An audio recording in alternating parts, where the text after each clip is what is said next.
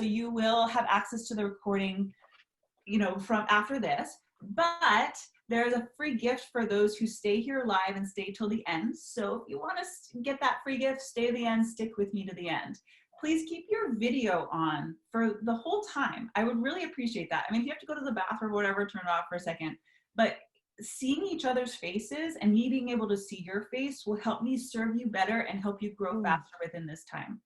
This will be interactive. I will ask you questions. I will use technology to keep this conversational because that's part of what makes virtual speaking engaging and make it better. As you have questions that come up organically throughout the presentation, please feel free to ask those questions in the chat box. And then after each section, I'll pause and I'll answer all those questions.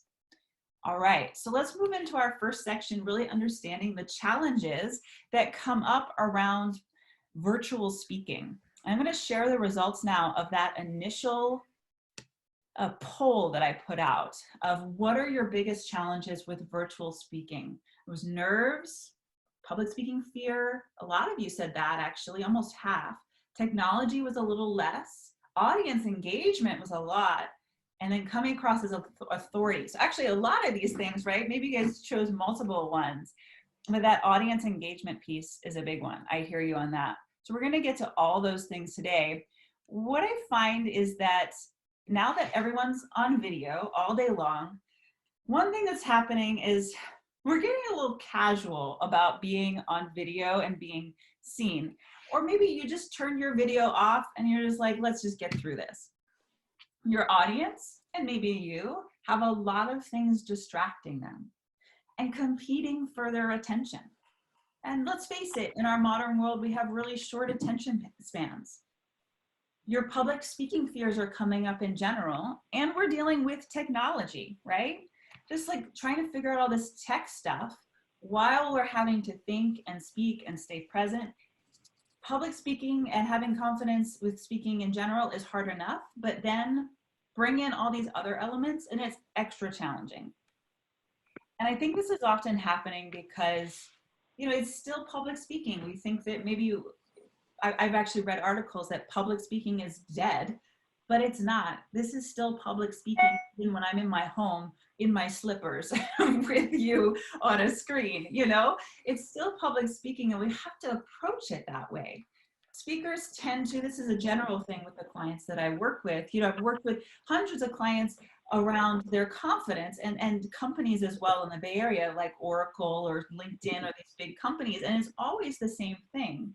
Speakers struggle to trust themselves to flow and improvise and speak authentically, naturally from their expertise. So that's coming up on video just as much as anywhere else, but it can be more and more difficult to be credible on video because there's all these things where we're in our homes, we might be in our pajamas, where our attention is low, we've been on Zoom all day, we're getting tired, etc. And the same things are at stake, right? The same things like you were in a real life situation are still at stake in a virtual situation. I'm going to put a question in the chat box now that I'd like you to post some answers about. What's at stake for you when you speak? When you get to a conference or webinar or host a meeting, what's at stake for you?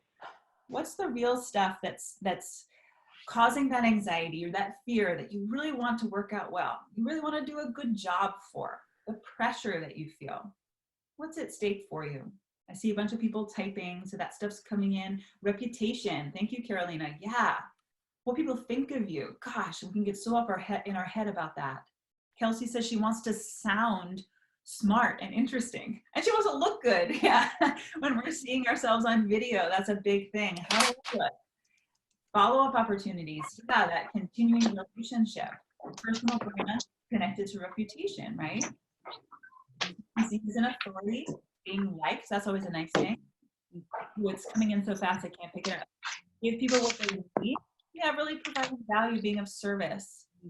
Whether or not I get clients, have income, voice, and how I sound, that self-consciousness, considered an expert. Gosh, there's so much good stuff here. Thank you so much for sharing all this. Making it worth people's time. Yeah, there's so many other places we could be. Awesome. Thank you for sharing that. Those things are so real when the camera turns on. And it's even more intense. We only have this time, or if this recording, I have to fit it all in. Yeah, seeming like a credible professional. And most of the people that I connect with, especially in these initial kind of meetings, they haven't had a lot of training around public speaking necessarily, or specifically training around how that translates into video.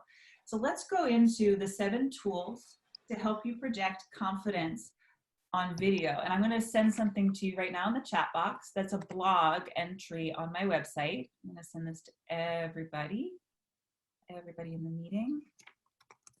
Okay, but I want you all to open up that page, please, so that you have it up. It's going to guide you through what we're going to talk about today. The 7 tools. The first one, never give a presentation that you wouldn't want to sit through. Has anybody ever heard that before? It's a general, like, basic public speaking adage. Never give a presentation you personally wouldn't want to sit through. It's so often we do. We give the presentations that end up being boring or information heavy or, you know, tuned out and flat.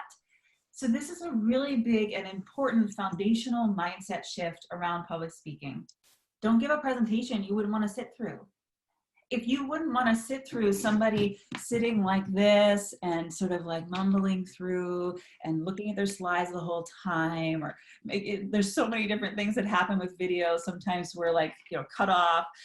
You know, if you wouldn't want to sit through that, then make sure that that doesn't happen.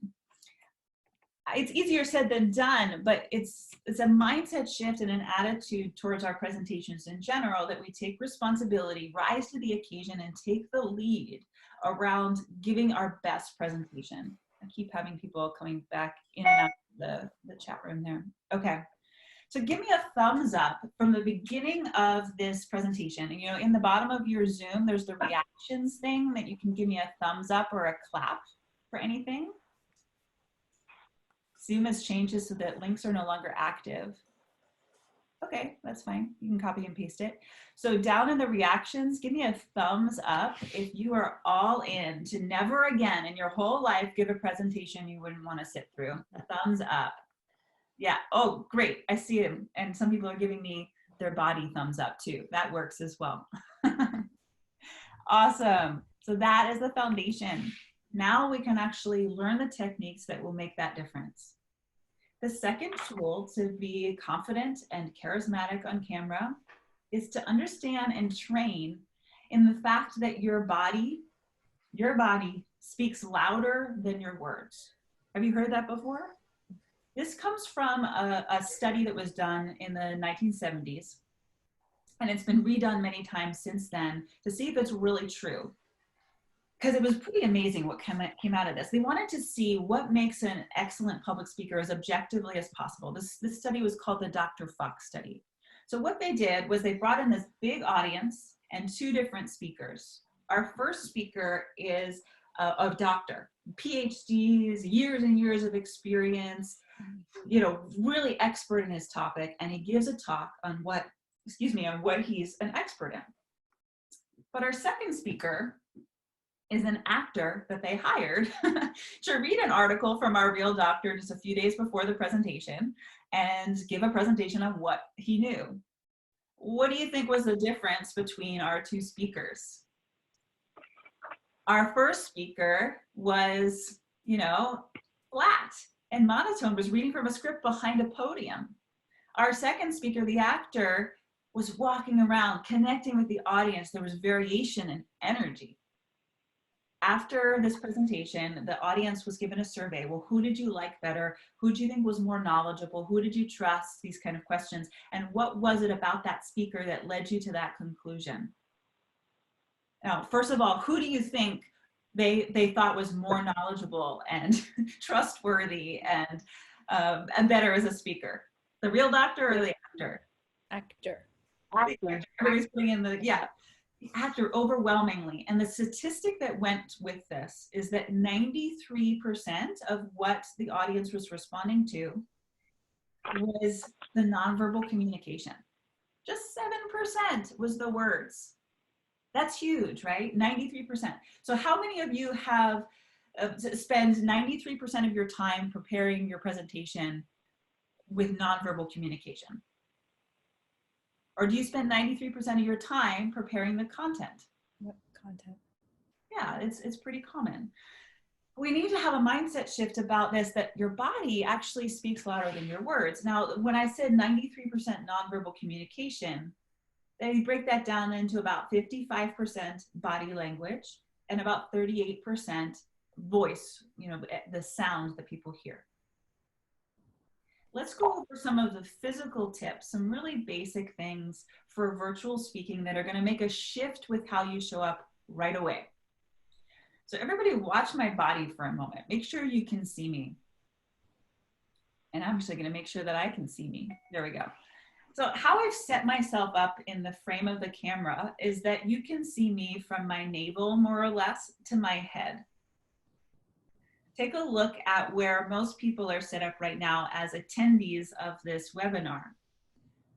Most people are more from like their chest to their head, right? It's the common thing on video. There's so much less information that your audience gets about you from here to here versus from navel to head.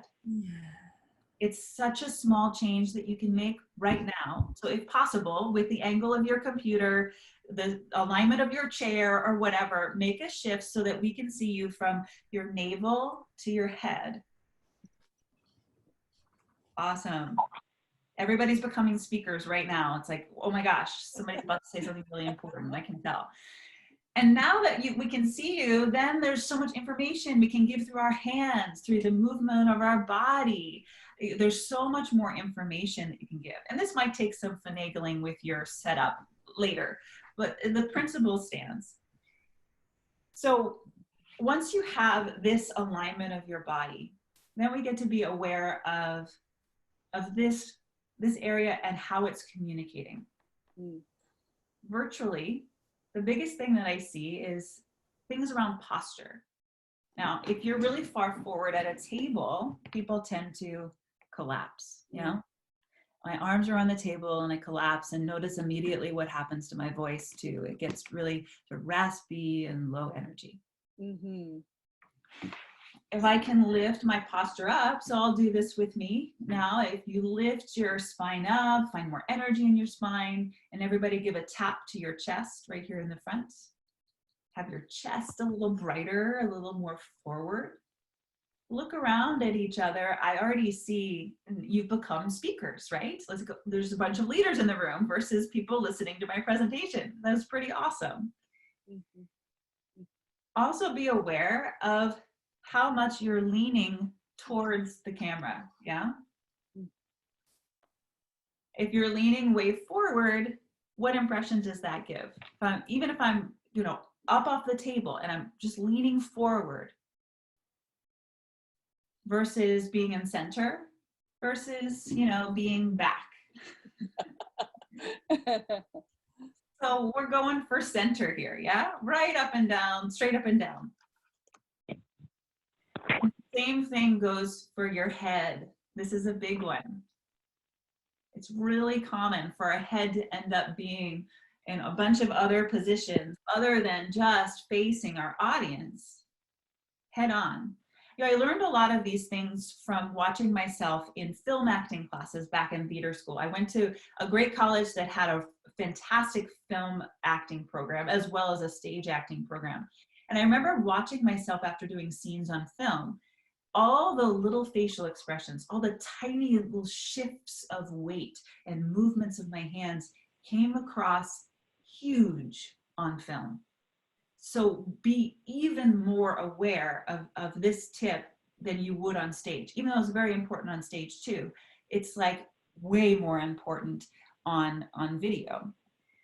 So that's our first thing to be really aware of, is that your body's speaking louder than your words. First of all, let your body be seen, and then be really aware of these tiny little cues that you're giving. Your body's aligned, that your face is aligned, and that you're using your gestures to communicate clearly. If we build on that, the next tip is around your voice, which according to the study that I said earlier is 38% of what people are responding to. Your voice sometimes actually speaks louder than your body, at least virtually and on video, because sometimes people aren't looking at you. They might be driving, right? Or they have another screen up or something. And then your voice becomes the main source of nonverbal communication, of meaning that is underneath your words. And there's 3 ways I want to highlight really quickly that affect your voice with these virtual communications. The first one is called uplilting. I don't know if you've ever heard of this word. Sometimes it's called upspeak, right? Where our tone goes up at the end of a sentence. I'm going to give you a sentence. I'm putting it into the chat box right now. Let's see. I have something to say is your sentence. To yourself, you don't have to turn your audio on or anything. I just want you to be aware of your own voice. You're going to say this sentence, I have something to say, out loud with uplilting at the end. I have something to say. Yeah, the tone goes up at the end. Ready, set, try it. I have something to say. Yeah, good. And so what does that communicate non-verbally to your audience? And I don't know what I'm saying. You might have something to say, but you might not be sure about it, right? There's a lack of certainty that comes through with this use of pitch.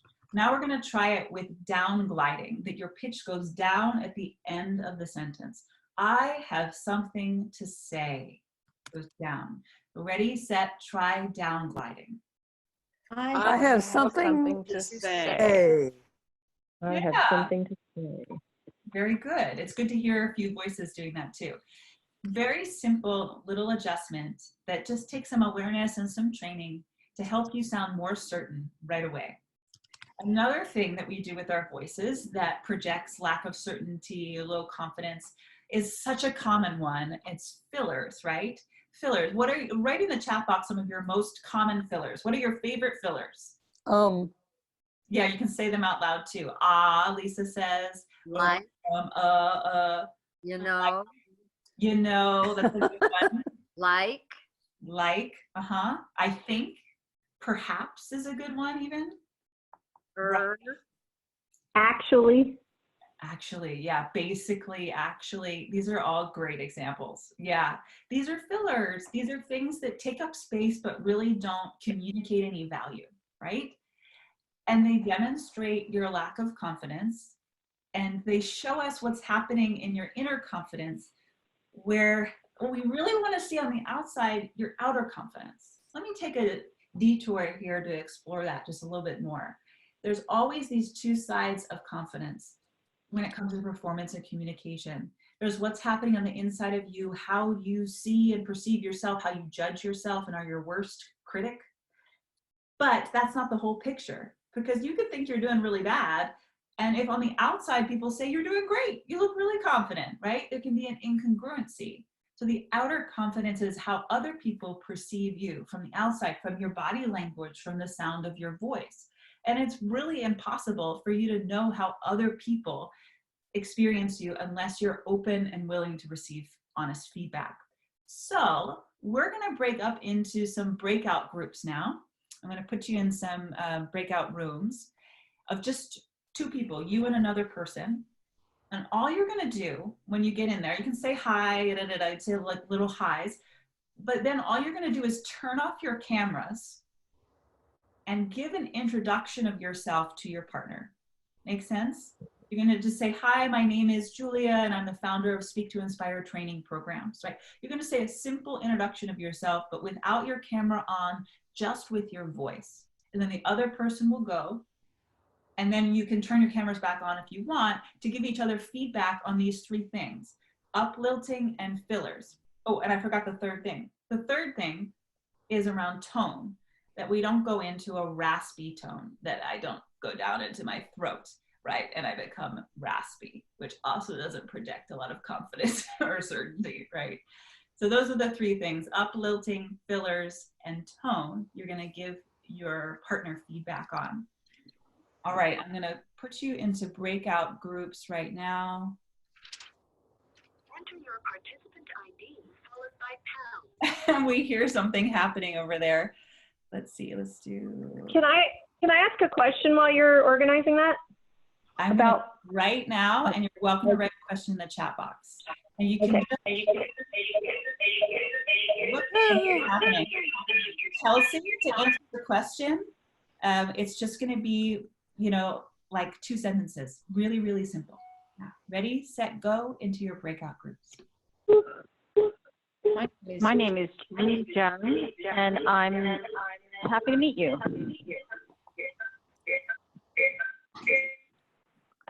I thought you were going to assign us somebody.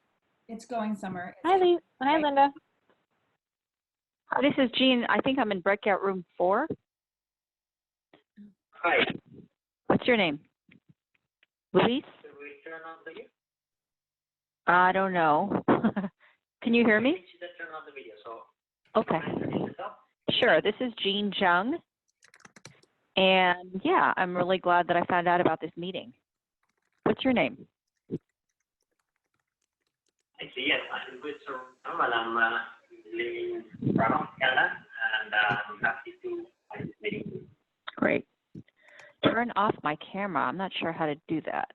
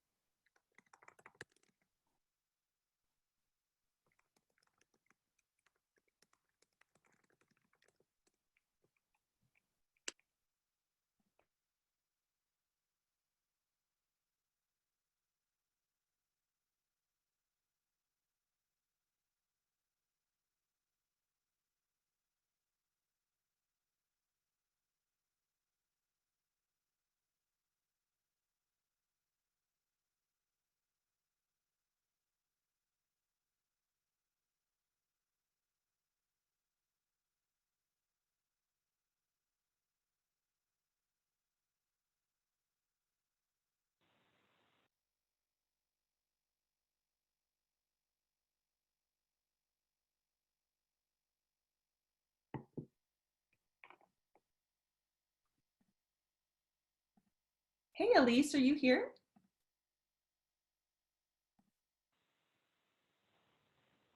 Can you hear me now? Can you hear me? Is that Elise?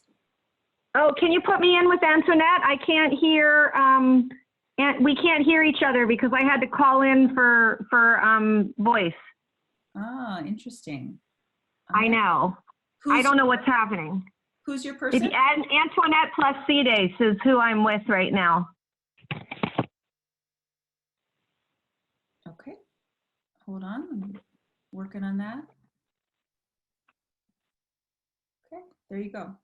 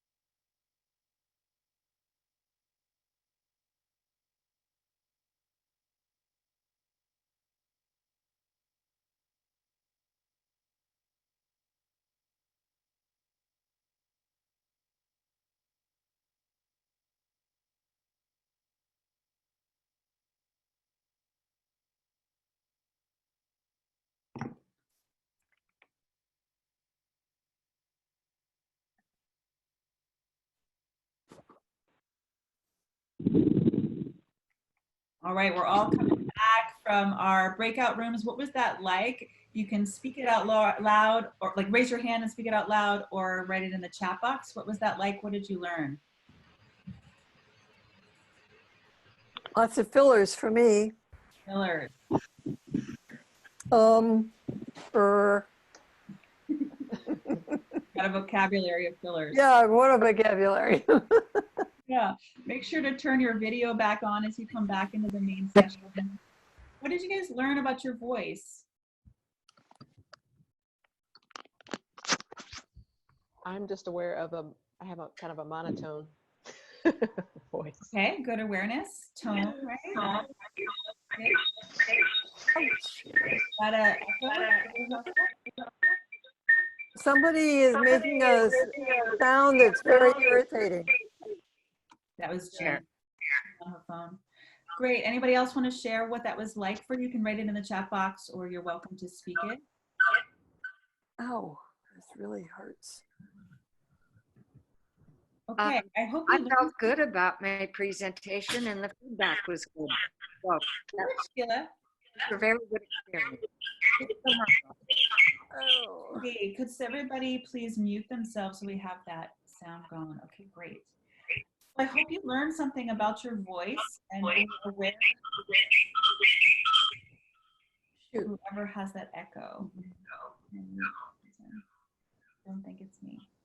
It's usually someone who's called in and there's the computer and the phone in the same room. So it's like reverberating. That was So if me. Sorry.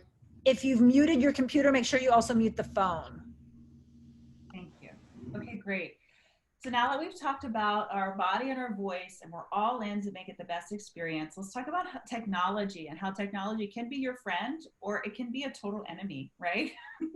Gosh, I don't think I've gotten through almost any Zoom call without there being an internet problem, an audio problem, or something like we just experienced, right?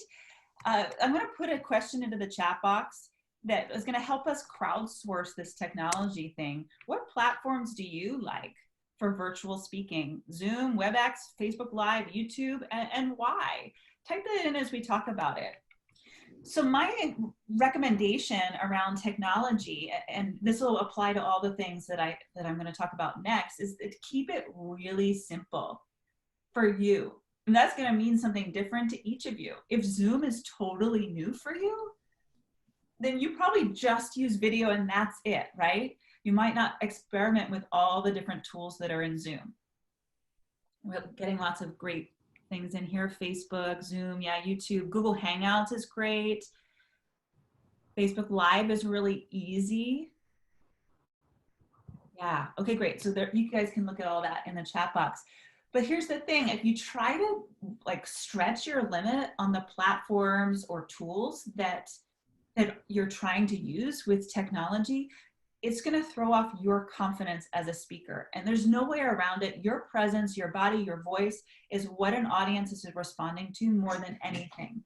No matter if there's a perfect backdrop and perfect lighting and perfect audio, it's always you and your knowledge, your expertise, and your voice that is coming across. So how can we make the technology easy and serve your message and serve your presence?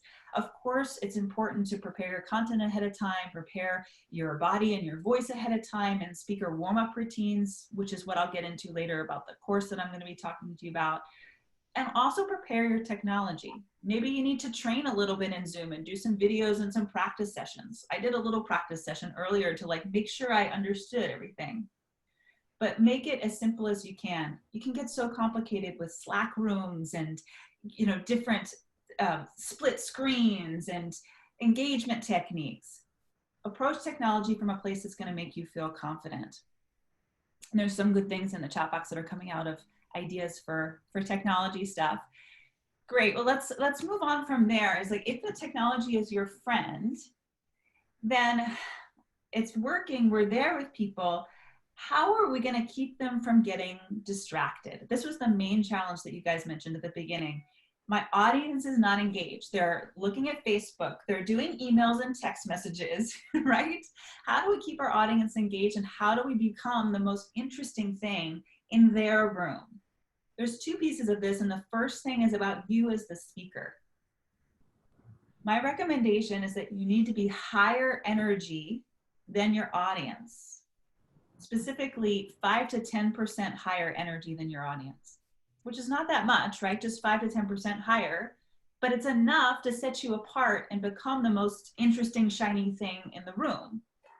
This translates to your audience as passion, as enthusiasm, as urgency, that what I have to say is really important.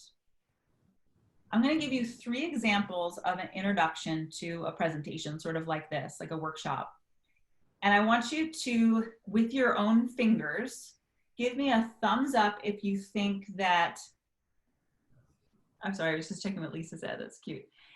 So give me a thumbs up if you think my energy is higher than yours, or lower than yours is a thumbs down. Get it? So I'm going to give you an introduction and you tell me if my energy is higher than yours or lower than yours.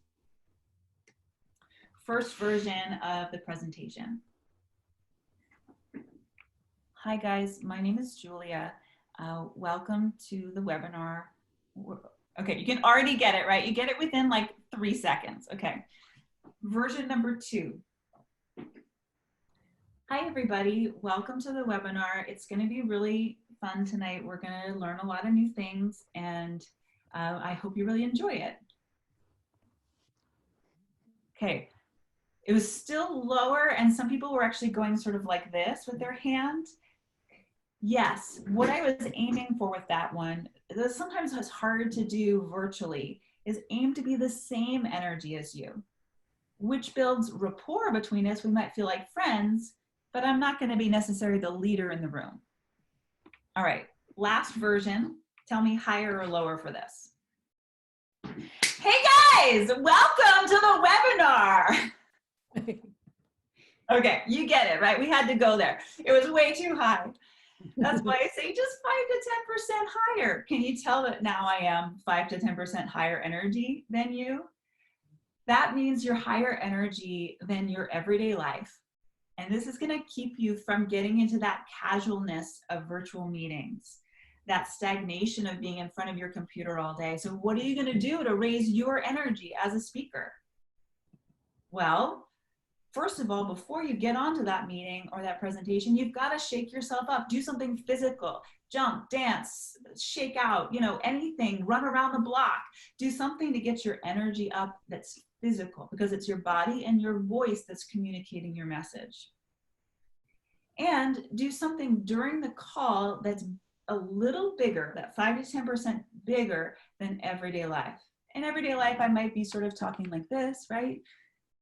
But when I'm a speaker, I talk like this, and it's just a little bigger with my body and with my voice. Make sense? And Lisa said she was on a webinar today that there was just way too much energy. So it's all about calibration, right? That's why there's a percentage on that. 5 to 10% higher is a calibration to your audience. Okay, so let's build on this. Your audience is more engaged, right? There's enough energy that you're giving them that they feel like something important is happening, but you still won't be holding their attention unless you do this, which is specific engagement techniques to their audience, to your audience. There are so many ways to go about this. One of my favorite ways that I've already done with you so far is called body pulling. Let me ask you a question and I'll show you this technique. How many of you live in San Francisco?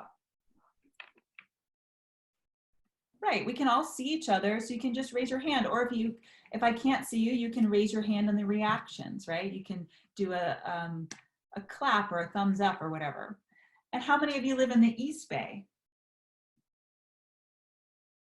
Yeah, okay, great. So these are simple ways to engage everybody. You get to see and know each other. Another way to go about this is show me on your fingers, 1 to 10, 10 being absolute anxiety attack, panic attack, and 1 being throw me up and I'll do my TED Talk for you right now. How nervous you would be if you had to give a talk later tonight to a live audience. 1 to 10, how nervous would that make you? And if you don't have your hands up, you can put a number in the chat box. Okay, great. Big range there. I can see everybody from something like 3 all the way up to 8. Great. So I'm asking those questions simply to show examples of engagement techniques, not really. I was wanting the answers right now. And then, of course, we can get really creative with engagement techniques with technology. That's one of the things I love about technology. I'm putting 2 links in the chat box that are links to articles about virtual engagement techniques. Feel free to check them out, help you brainstorm with those. There's lots of fun techniques. Some of them are really simple, sort of like the ones I did, and some of them are complex with technology things. And like I mentioned, Slack rooms that have you draw pictures and then you share the picture. It can get really complex. So whatever your situation is, you find the level that works for you and that would work for your topic as well. Even on just Zoom, as you can see, I can give you polls and quizzes, put things in the chat box, simple questions like true or false or yes or no, thumbs up and applause. And beyond that, getting the audience speaking, hearing your voices, partner shares and those breakout groups, all of this maintains your audience's engagement and makes them feel like their presence is valuable to this time. It's not like you can check out, I see you and I'm gonna get you engaged, right? So you as a leader need to lead that and make that important to the audience. Audience engagement techniques, those are active things to put into your outlines and scripts so that you make sure to do them. And yet, there's one more piece of being able to be seen as a leader and as confident, especially on video. This is the same on the phone as well, like when you can't see somebody or when you have your video off, is that we have to somehow get the control at the beginning of the session and then maintain that authority throughout.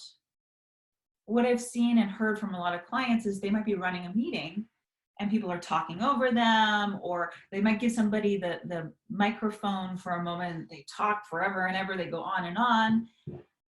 And it's only because those things only happen because the speaker, the leader, the facilitator didn't set up clear agreements at the beginning of the session. Clear agreements. The agreements would go in your introduction. Whatever your introduction is, how you introduce the time you're going to spend together, the agenda you have, maybe you tell a personal story, and you also need to include clear agreements in there. But there's a way to have agreements with an audience that really works and that allows you to maintain authority without having to work for it or scold people. And there's a way that makes you sound like you're just snapping a whip at people, and we don't want that. So I'm gonna send you guys, all of you that are here right now, that have stayed towards the end of the session, that are here live, I'm gonna send you a handout with a written template of how to make that agreement with your audience, what to say in your introductions that will get that agreement from them. If I don't already have your email from Eventbrite or Meetup, please send that to me in a personal chat box message right now. If I don't have your email, send that to me in a personal chat box message. As a general note here about setting agreements at the beginning, what's important is to lead with the value that you're going to provide your audience. It's not about like, hey, I don't want you to ask questions until the end. That's you and your fear of being interrupted. I can lead with the value to them.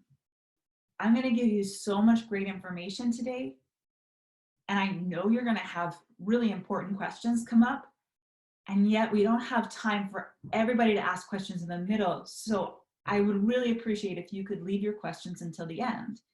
Does that sound good to you?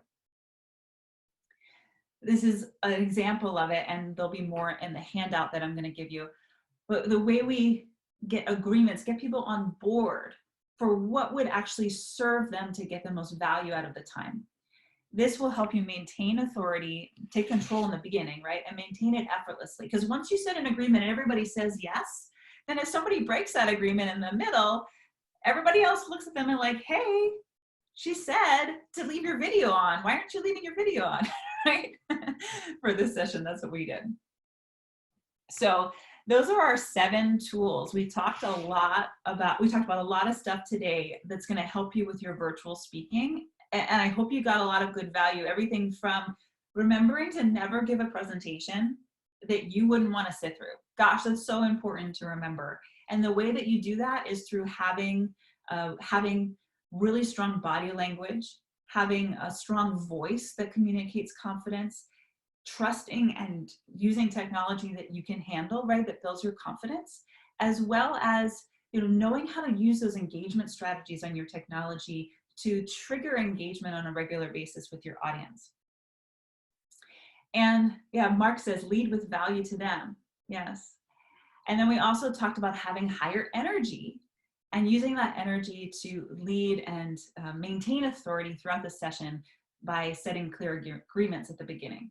So I hope you got a lot of value out of this. And to be honest, I would be a really bad coach if I just left you with this, because I know that there's only so much we can get into, and that it's really personal how people grow around these things. You know, I've been teaching the Confidence on Stage program and my other programs for years and years now, and I see everyone come up against unique challenges.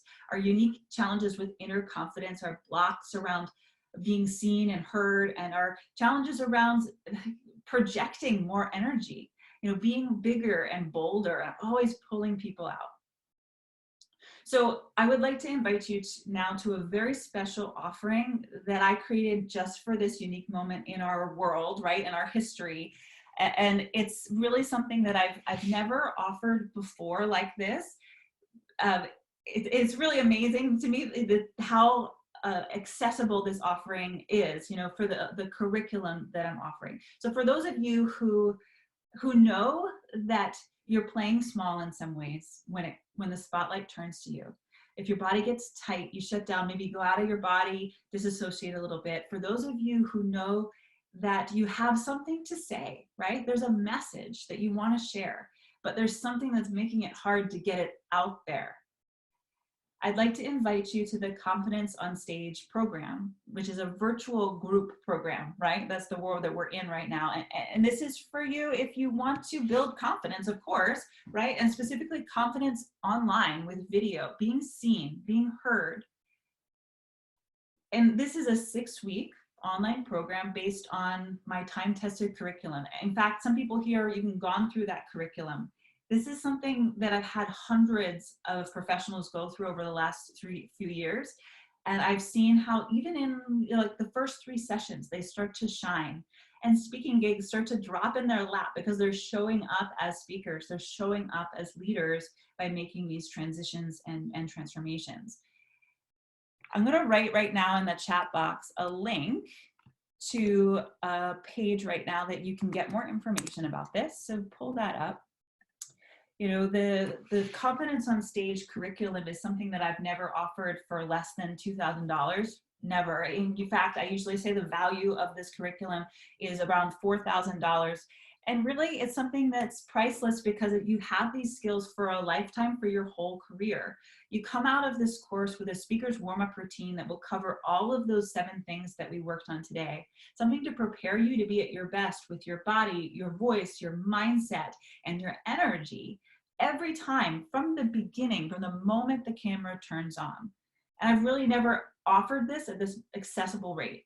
So I invite you to take a look at that link and take a look at registering for this program. I know that all of you would see a shift very quickly with these tools, and it doesn't have to be that hard to make a shift. Somebody's back here again.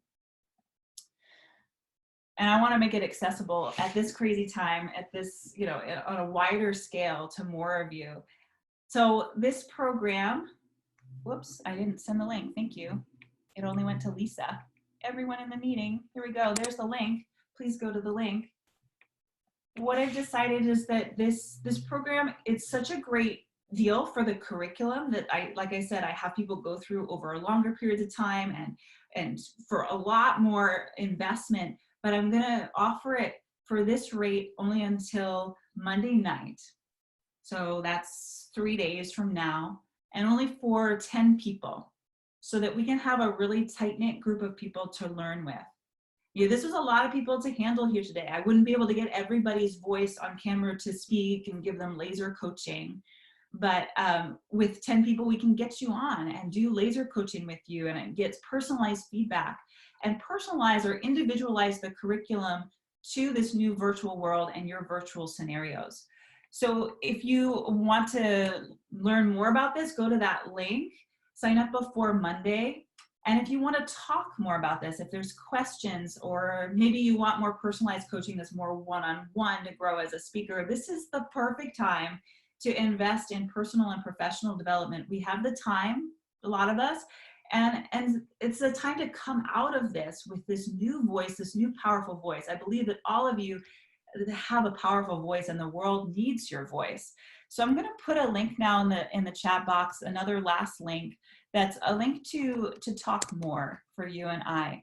If you'd like to talk more about how this might be a fit for you, if you have any questions about how this might work for you, and if you want to have more information about this program or other programs, that link is there for you for us to talk more. And as people are looking at those, I just saw them from Gary, as people are looking at those, I'm curious, what were your biggest takeaways from today? What were the things that stood out for you? You can type it in the chat box, or you can raise your hand and speak it.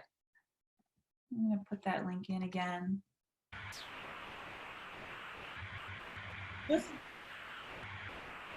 Gary, go ahead. I just liked how methodical you are about those different things, the voice and the fillers and the, the tone, just very helpful pointers. Thank you. Thank you, Gary. Josephine, you had something. The engagement techniques and with the added link that I will look up later. Thank you. Good, great. Other takeaways? Sheila Merrill. Helpful for me was the 5 to 10% increase in energy compared to your audience. I didn't know that, so thank you for that. Awesome, thank you, Shannon. I thought I think for me, all the body use, and even getting very specific about what gestures communicate your message. Yeah, your body communicates your message. Yeah, so it isn't just a bunch of hand waving. But that was really good. Yeah. And I also thought about how facial tics or body tics could really detract from the message. Absolutely, all those little details. Yeah. Thank you, Thanks. Sheila Merrill. Other takeaways? What were your biggest takeaways? Curious from people we haven't heard, I haven't heard from specifically yet. Like Antoinette, I haven't heard your voice in the conversation. Any takeaways from today? The camera angle is the most useful for me. Thank you for sharing. Mariah, I haven't heard from you. Oh, she's disconnected. I love your 10% bigger energy rule. Cool, thank you. Linda, I'm curious, I haven't heard your voice, but I saw your shining smile throughout this. Yeah, oh, awesome. The body posture and also the positioning in the camera. I was just like, yeah, that makes sense. Like not leaning forward all the time. Yeah. I was really trying to practice doing it. So yeah, that was helpful. Thank you. Thank you, Linda. Okay. All right. Well, thank you all for staying all the way to the end with me. I'm sure there's lots more takeaways, and I'd love to talk with you more and support with you more. So I'm going to put that link one more time in here so it's easy to get to. Thank you for all the notes that you're putting into the chat as well. I'm going to read those when we're done here, and I hope you got a lot of value. I'll talk with you in a session, whether it's a phone call or further into the group program. I wish you all the best. Share your voice with the world. Thank you.